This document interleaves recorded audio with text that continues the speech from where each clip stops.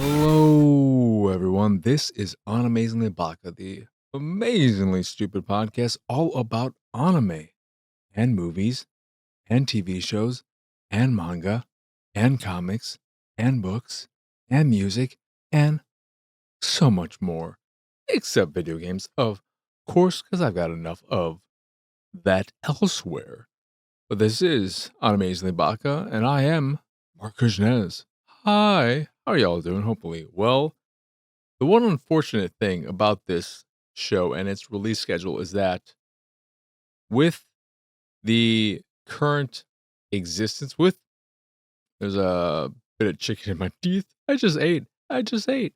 But with the current season of The Last of Us, part two, or season two, it's not, I mean, it's following the story of The Last of Us part two, but it's just The Last of Us season two.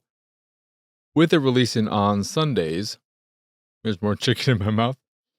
With it releasing on Sunday evenings to be specific, I don't have the time to watch it prior to recording of this here show. I could do it and really squeeze everything in together and all that, but I don't want to wear myself thin, whatever that saying is exactly.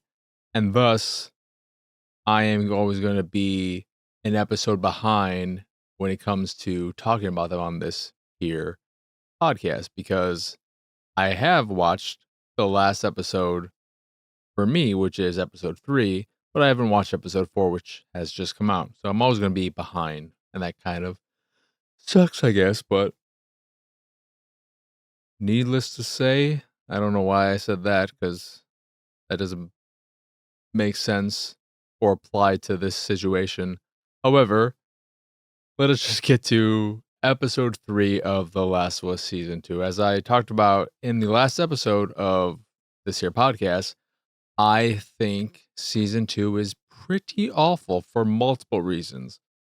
There's only a handful of things, there are only a handful of things I like, but overall I think it's pretty much a mess, and that continues with episode 3. I did not like episode 3 at all. Another tricky thing with the scheduling of this podcast is that it's been a week roughly since I've seen it, so it's not the freshest in my memory. I don't know if it was episode 2 or 3 where we had Catherine O'Hara's therapist character at the Little League baseball game. That had to have been in episode 2 prior to the attack on Jackson. Right? It would feel weird that only 3 months after that, they're like, "Hey, back to Little League." I feel like they're very much just still in recovery mode. Even though things seemed kind of okay despite just the trauma of such an event. But in episode 3, we had Ellie waking up after everything that went down with Joel and wanting to go after his killers while Tommy is trying to be more level-headed, telling her about we have to bring this to the council, go about it the right way, don't just go out on your revenge fever dream killing spree that you want to do. Actually take this to the council, try and get people behind you and wanting to help and all of that. And that was kind of the main crux of the episode, if I'm remembering correctly. I'm not sure if we saw any more of Abby's side. I believe this is where we had the introduction of the Seraphites, and you learn about their whole whistling thing, who they are, and get a bit of it. It humanizes them more than the game did upon their introduction. And even I don't know if the game ever really humanized the Seraphites outside of why can't I remember the name now? The two. The two you team up with as Abby. Oh my god, I feel so bad. I feel so bad because I love those characters. I never remember the sister's name, but I remembered the younger one, who you are mainly teaming up with. Ooh. Anywho, it'll maybe come back to me, but we get introduced to them, and they are more humanized again, as opposed to in the game, so that they're not just this incredibly scary, haunting, just genuinely terrifying group of people. In the game, they are the whole whistling mechanic in the game is incredibly discomforting and haunting. It's a very cool enemy to be fighting. They're so much more interesting than the wolves, for instance, who are just grunts. They're just soldiers essentially. And the Seraphites are much more mani- they're just scary. They're just scary. There's something about whistling as a communication device, not talking. They'll speak if they notice one of their friends, one of their fellow Seraphites, go down. They'll say their name and whatnot, but they still primarily communicate through whistling in combat situations specifically. But we get them and Ellie's whole thing ending with her going on her search for Joel and well, not Joel, not surf for Joel's killers, along with Dina. And it differs from the game in that I can't remember what Tommy's demeanor was. If he was trying to be more, hey, you got to do this the right way, so and so, but then he goes off on his own first before anyone else, and then Ellie and Dina go off on the same hunt and after Tommy, and then of course Jesse eventually shows up as well. But here it's just Ellie and Dina. I I just I don't like this show and its vibe. The town hall scene was pretty all right, but now in this version, the dude at the bar who was what do you what is the term for that? It's not racist. It's not. Let's say it's not sexist. It's I don't. I don't know. I'm trying to think of what you just call him a bigot. Trying to think of if there's a term for that specifically, where he's specifically being negative towards their sexuality and they're kissing each other, Dina and Ellie. But he is I don't the only the main reason why they're able to get out. He's the one who's helping them so much in being able to get out when the town hall, the meeting ended up with more no's than yeses, so that they were against creating this, I think, 16-person revenge team to go seek out Joel's killers. He stood up at the meeting and gave a more emotional speech than Ellie did. Ellie tried to be very level-headed and was clearly she's just full of fucking shit. And just the way, I don't know. Belly. Bella's Ellie is not quite jiving with me. I hate Catherine O'Hara's character. I think she's a fucking worthless inclusion. I get nothing out of any scene she's in. I'm just like, fucking get out of here. And I'm sure there's gonna be that's probably gonna be the standalone episode where you're gonna get her and her husband's fucking story. That's its own standalone thing. That'll be the episode 3 of this season. But it's just not it's not working for me. It is 1000% type of hate watch, obligation watch because it's video game related and whatnot that I'm doing it, but I'm not enjoying it at all. And another change I really, really didn't like from the game is that unless I was just taking this myself from it, it felt like in the game, Dina was a very open bisexual. That she was kind of just this free spirit, love type of person, and everyone knew it, and that's who she was. And in the game, that's kind of all she was. She was just kind of this character who Ellie could be romantically inclined towards, and she existed only as being a love interest and being pregnant, and that was her entire role in the game. And I think she's a terrible character in the game. She's poorly written, poorly explored. I don't like her. But they try and make her and do to an extent make her more of a character, more of a person in the show. But I hated the scene where she was like, "So, our kiss, how was it? Was I, because you're gay, I'm not." She made a point to make sure told Ellie that she's gay, but I'm not gay. So was her kiss with Ellie her first ever kiss with a woman? Because that's what it is making it sound like in the show.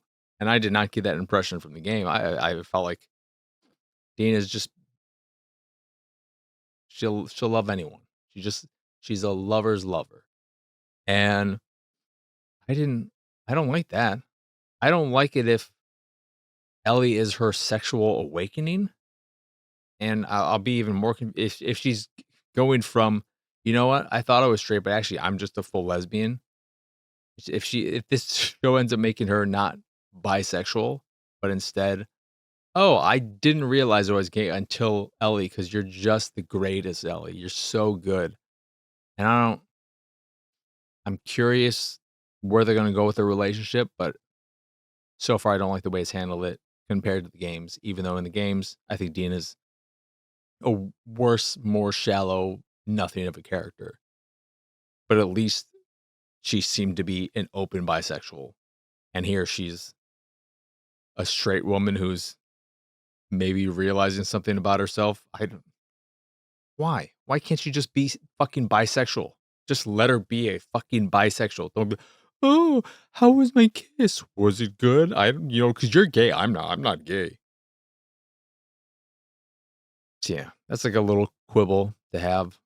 Maybe I don't know. I haven't followed any communities and what the reactions are for any episode individually or as a whole. So I don't know what the overall consensus is towards The Last of Us season 2 amongst, I think critically it's been well received overall, but I don't know about regular people, regular folk. I'm not a fan though.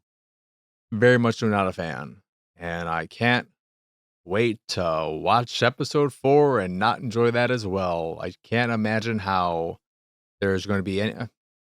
I was gonna say maybe I'll enjoy when they get to Abby stuff and I get to see Abby because I like Abby so much. And then I realized, no, I remember who they cast as Abby. It's not gonna happen. It's not gonna work. And I did not remember the name of that character. Leo? The it was something. It had to be something close to being gender bendable for obvious reasons.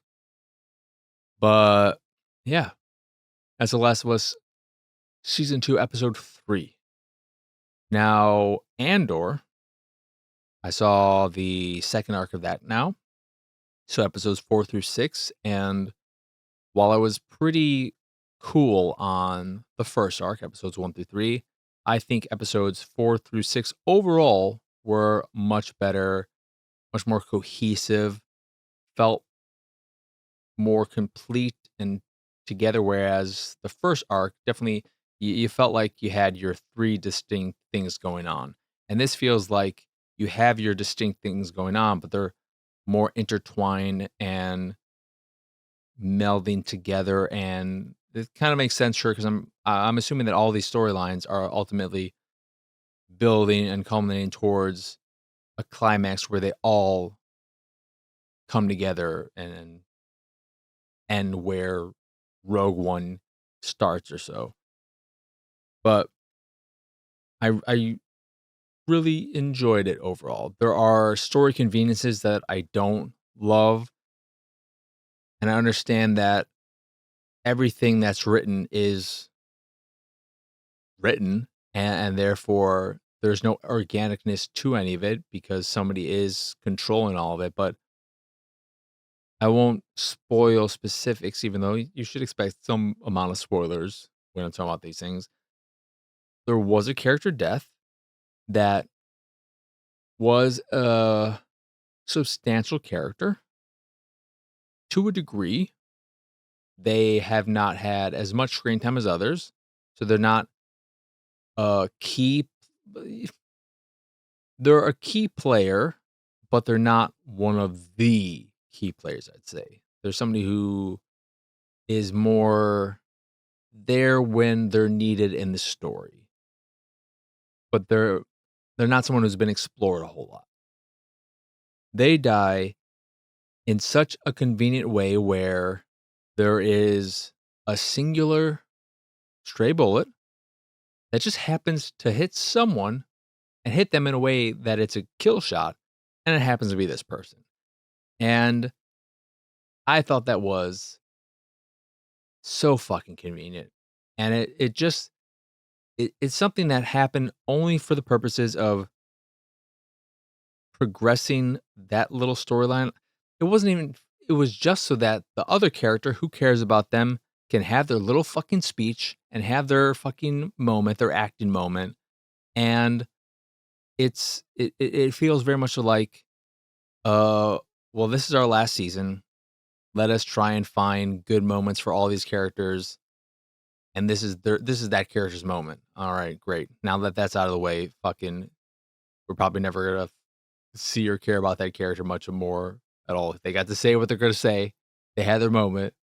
Now we don't need to worry about them for the last 2 arcs of the season. I don't know, but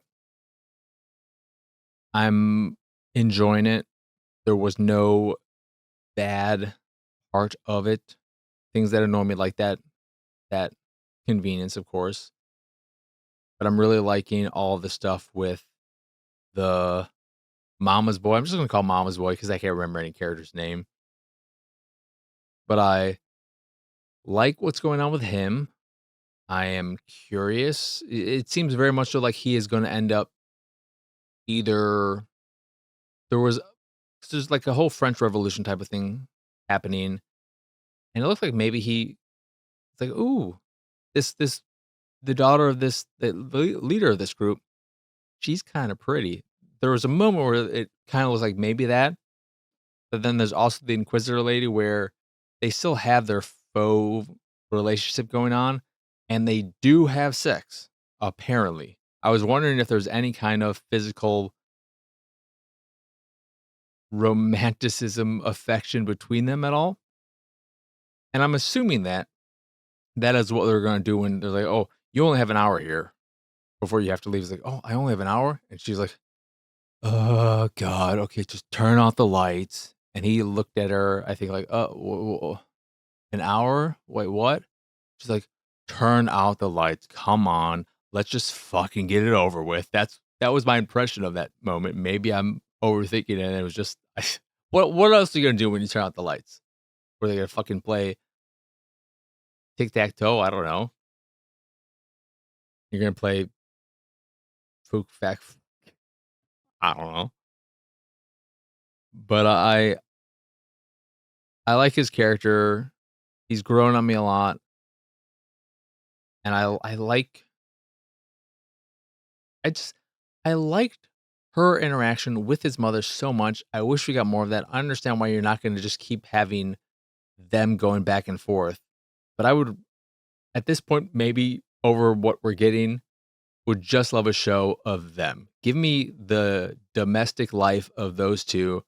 where they're constantly having to deal with the mother as like an offshoot, a spin-off. Give me I Dream of Genie, I Dream of Inquisitor, or no, it'd be Bewitched because Bewitched has the mother, the overbearing, annoying mother. So just make Bewitched, but Star Wars with the mama's boy, the Inquisitor lady, and his overbearing, fantastically acted, horrible mother. Because that stuff's so juicy. It's so fun. I don't feel like we get enough of that kind of fun, juicy nonsense in Star Wars. So it's nice seeing that. And there are moments in Andor where you get these weirdness, like the talk show where it's like, oh, this feels so out of place. Not in a way that, not like the fucking EDM shit from the first arc. What else was there?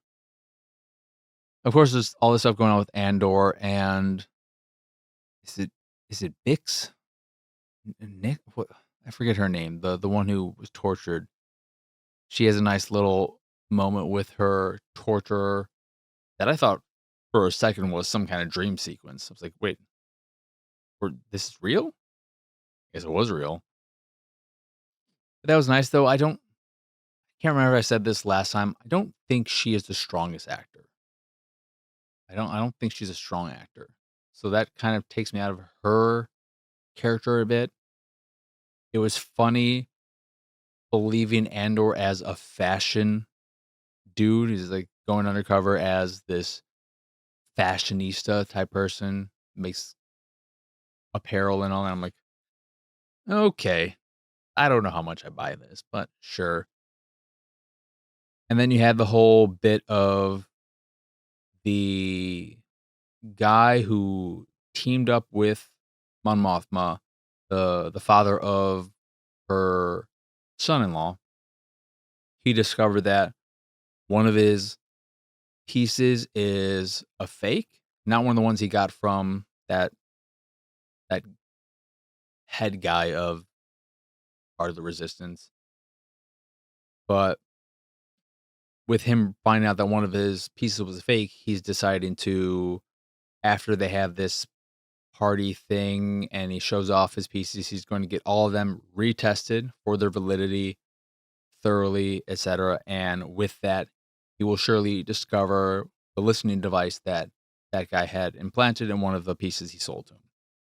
So part of that whole thing is his helper, who feels like the actual brains and heart of his little organization.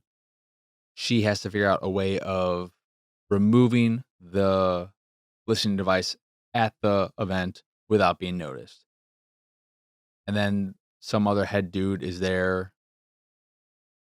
And that whole scene was intense of her trying to remove this thing and using this one guy who's a spy for them as physical cover to her doing what she needs to do on this piece. Is really cool looking piece that is meant for blind people to read. Very cool looking. But when she's trying to unscrew this thing at the bottom of it, it gets stuck and she has to use a lot of pressure. So she needs him to hold it down. But at the same time, she's using so much pressure that the the spinning part of where she's unscrewing it, she uses like a hand wrench, hand screw type of thing with a more unconventional handle. It's digging so deep into her skin that she's starting to bleed. And the way the whole thing works, because these are split off between years, is that they eventually get to her and you can see she's in physical pain, but we don't see whether she removed the listening device or if anything happens from that. We'll just have to wait and see based on where characters are and what's going on in the next arc, how that ultimately played out. And that's one of the cases where this whole structure of 3-episode arcs broken up by a year each doesn't exactly work for me, because I'm just more curious about what ended up happening in that scene specifically. I want to know, because she was bleeding so much that it was getting to the point where it's going to roll down her palm.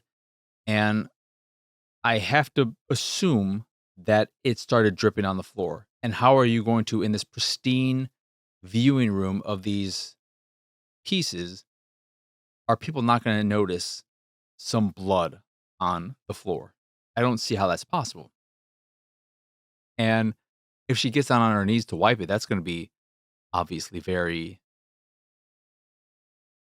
like people are going to be like, "What the fuck are you doing? What's going on? Why are you on the floor? What did you drop a contact?" So that's an instance where I would much rather see the specific outcome of that situation. But overall, I thought the second arc, episodes 4 through 6, were pretty good. It's not the weakness of the first arc still lingers and hurts it a bit, but I'm not as cool on the show anymore. And I think it has retained its original placement in my ranking. But yeah, that's Andor season 2, episode 4 through 6. On to anime to wrap things up because there's some nice Blu-ray UHD announcements. Rocky Horror Picture Show that got announced, which is very exciting. Love that. I love the first first half of that musical. Right after Eddie's Teddy, that's that song. After that scene, I kind of lose interest, but up until that point, it's incredible. So that's exciting. And then just earlier today, they announced from Kino Lorber, and this always happens when I upgrade to a nicer Blu-ray version of a movie I already have, where I get something that has nicer packaging or something. Then they announced the 4K. I'm like, you motherfuckers, why are you doing this to me? But I'm so happy that, regardless of that happening, The Phantom, which was a fantastic, fun, pulpy adventure comic movie from the 90s starring Billy Zane as the Phantom, along with a handful of other handful of other actors. I think his name is Treat Williams. I forget his main love interest in it, but then you also have Catherine Zeta-Jones in it in one of her earliest big movies at the very least. But it's a really fun adventure movie in an era where that was a thing studios cared about, and I miss that era because we had The Phantom, which is probably the one that would maybe be the hardest sell for people because he's in this skin tight spandex type purple suit that is just ridiculous, and you're gonna look at him and think this is ridiculous. But it is the most fun of the bunch. But he also had the Rocketeer, the Shadow, Darkman, which isn't based on a comic, but it's essentially Sam Raimi doing his version of the Shadow because he wanted to do the Shadow and he couldn't get the rights, so he said, "Okay, well, I'm just gonna make my own character," and made Darkman, which is a solid movie. But you also have the Shadow, as I said, Rocketeer. What is? I just had one on my brain. But you have a decent amount of movies of that vein, of that pulpy classic adventure vein that I really, really like and I miss. And I wish we got more of them because they're just fun. They're fun. That's why Captain America, the first Avenger, is my favorite MCU movie. I just adore it so much. And I wish we had more movies like that because they're so much fun.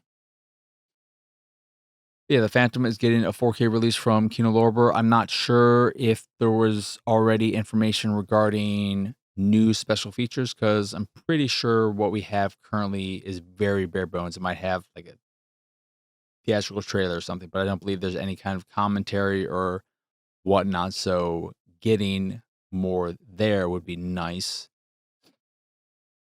And I can't remember if there was anything else Blu-ray wise. I feel like there might have been.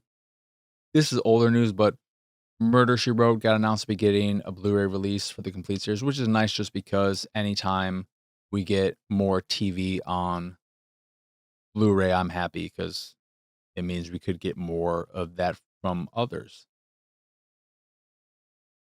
There was the Vinegar Syndrome newest announcement of movies and whatnot, and one of them is Dirty Work, and I cannot believe Dirty Work is getting a 4K release. It's insane. But it also has one of the most disgusting slipcovers I've ever seen. That alone makes me not want to even rewatch it to see, do I like this? Do I like? No, I don't care if I like this. Because this disgusting. It's so disgusting. I can't speak. But in terms of anime, so I haven't seen the most recent episode of One Piece, but I did see episode 1127, and that one was very, very good. Some great animation in there. Some fun fights between Luffy and what is it? Kizaru? I always forget his freaking name. But then also with Zoro, just some really great animation throughout that episode. That is the episode for me where it's like, yes, we are back. We are back. So I'm excited to watch more. And yeah, with that. Then the Apothecary Diaries, we had episode 17.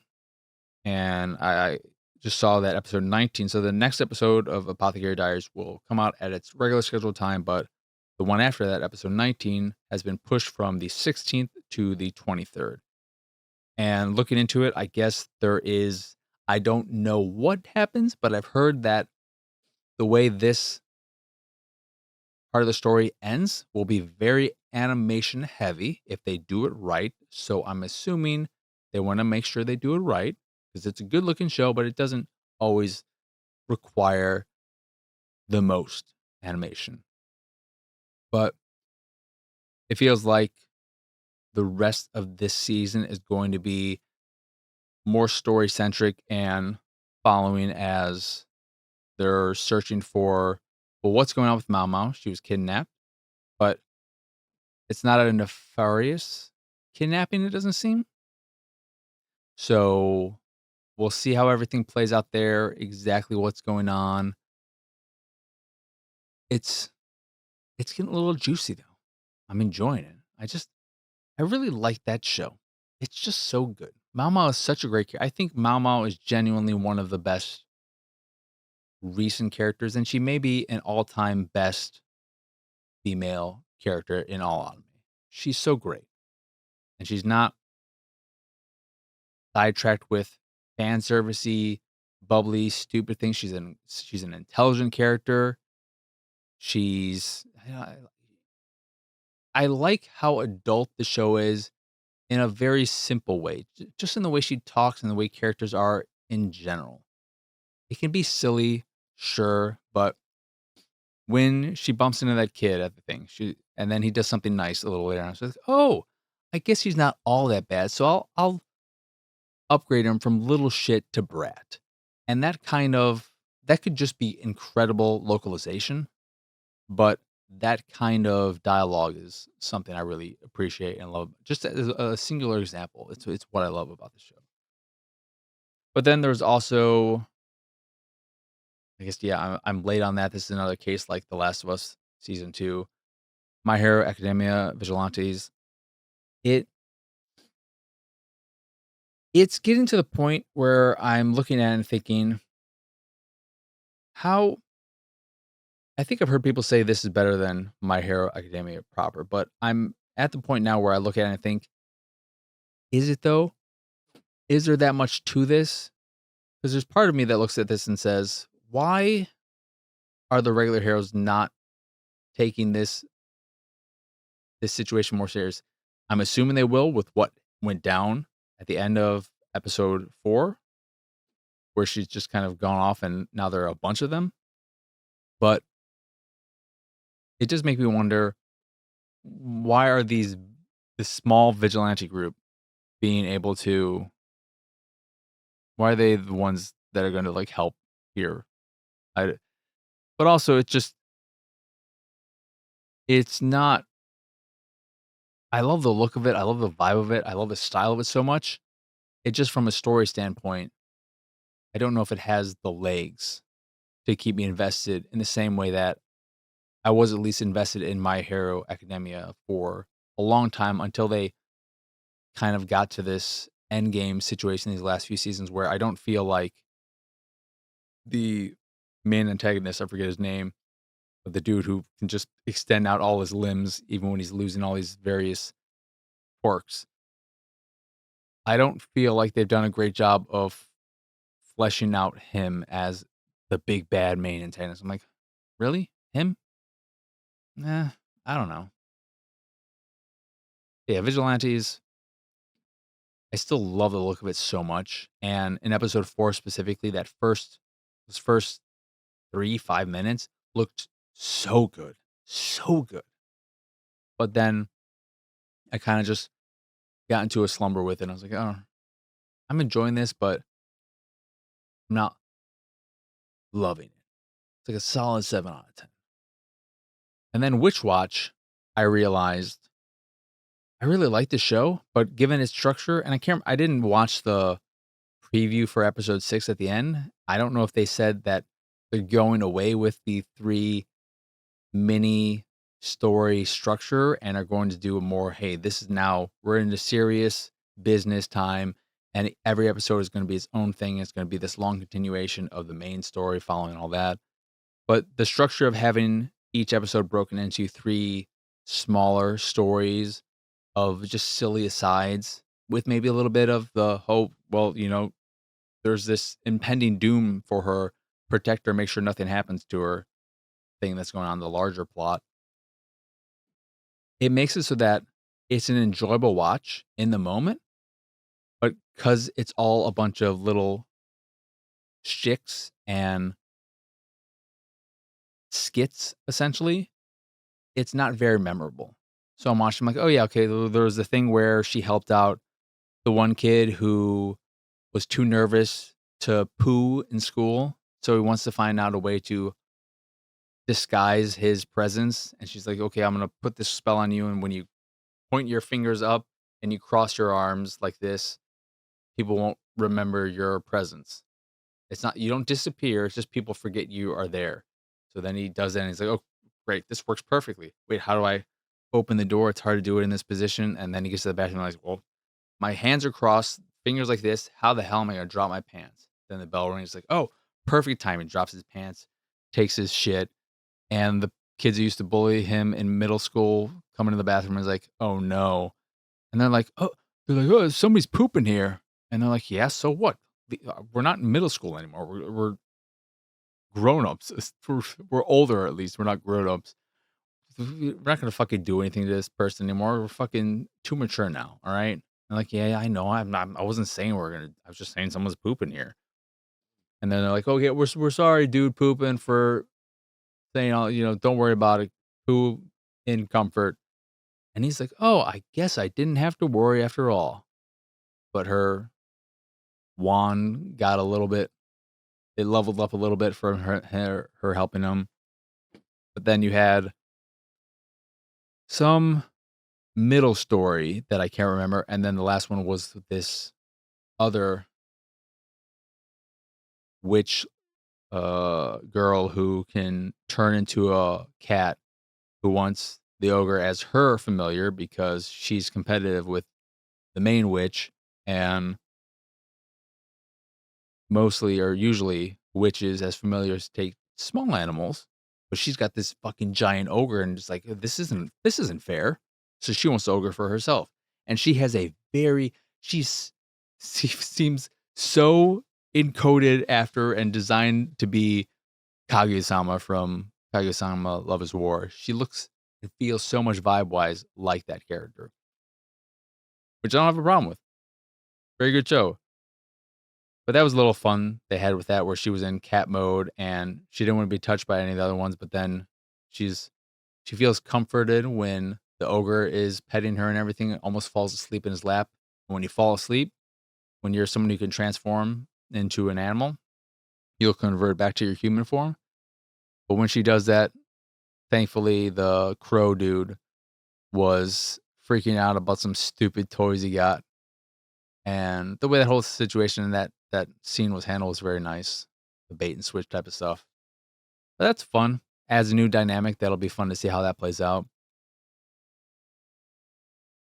It was a little weird thinking about the fact that she, as a cat, is being pet by him in these various ways, and if you think about it, it's just like, "Huh, what if your cats what if your pets were actually humans in animal form, and the way you pet and touch them, maybe it's a little weird if you think of them as humans in animal form. It's like, "Oh, should I be doing this? This is wrong." But it's a fun show. It's just not a super memorable show because it is a very skid-based show, at least now. Then other than that, Windbreaker was just more character development type stuff. Solid episode where I don't know, I don't remember. They all went to lunch or something, and some of them were like, "Hey, let's all reveal something embarrassing about each other." One dude doesn't like Nato, the eye patch dude, and so on and so forth. And they just had fun. It wasn't super memorable or anything. We're definitely probably an episode or two away from getting to the big bad fight stuff of this season, I would imagine. So yeah, that's pretty much it.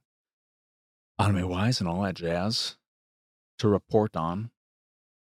I also Fire Force. I'm now 10 episodes in and I'm really enjoying it. It is unfortunate.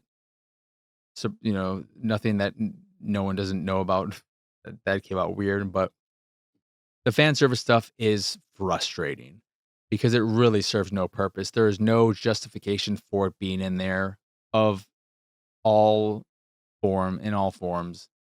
But her character specifically, the Lucky Lurcher thing, it's just why? What? Why? Why?